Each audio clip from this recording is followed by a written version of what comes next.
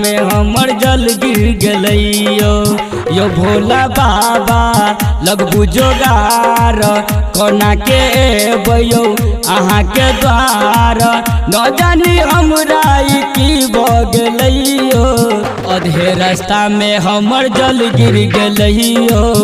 अधे रास्ता में हमर जल गिर गलैयो।